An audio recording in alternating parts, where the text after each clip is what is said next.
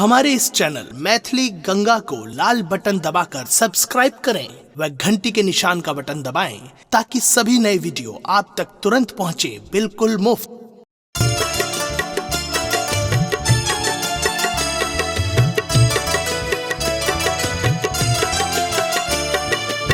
अपने सुन रहे छी गंगा कैसेट की प्रस्तुति।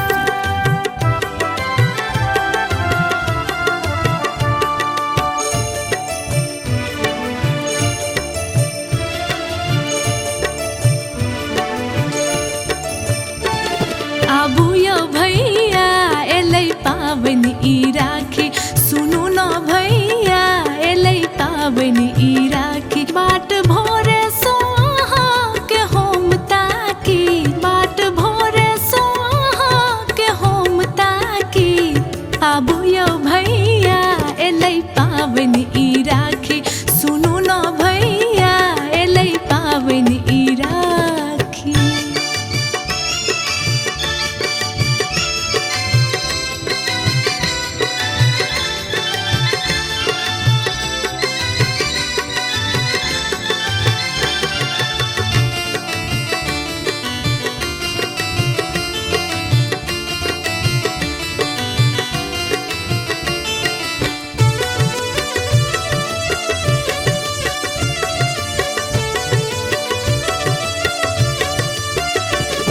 सावन केर मास छै दिन पूर्णिमा, पूब केर नभ में सूरजक अरुणिमा। हे यो सावन के मास छै दिन पूर्णिमा, पूब केर नभ में सूरजक अरुणिमा। सब बहिन जुटल छै आही छिबाकी, सब बहिन जुटल छै आही छिबाकी। आबू यो भैया एलै पाबनि ई राखी, सुनू न भैया एलै पाबनि ई राखी।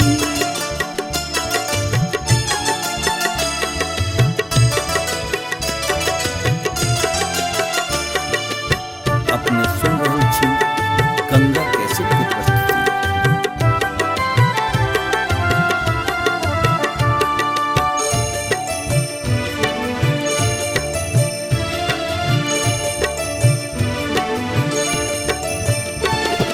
सोना केर थारी में अक्षत या कुमकुम, राखी ल हाथ में बैसल छी गुमसुम।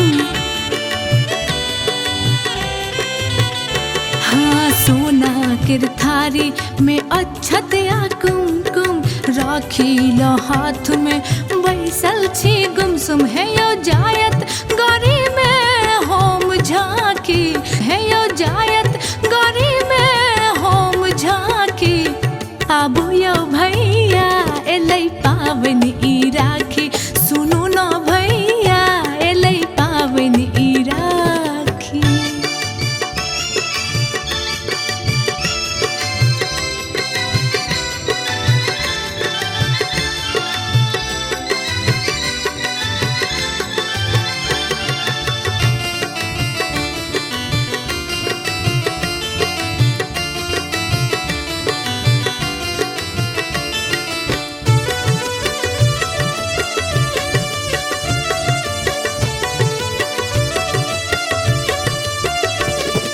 कहलौं जे बॉर्डर सँ छुट्टी लाएबै, रानी सँ एहि बेर राखी बान्हेबै। हे यौ कहलौं जे बॉर्डर सँ छुट्टी लाएबै, रानी सँ एहि बेर राखी बान्हेबै। केहन निष्ठुर भेलौं यौ देलौं फाकी, केहन निष्ठुर भेलौं यौ देलौं फाकी।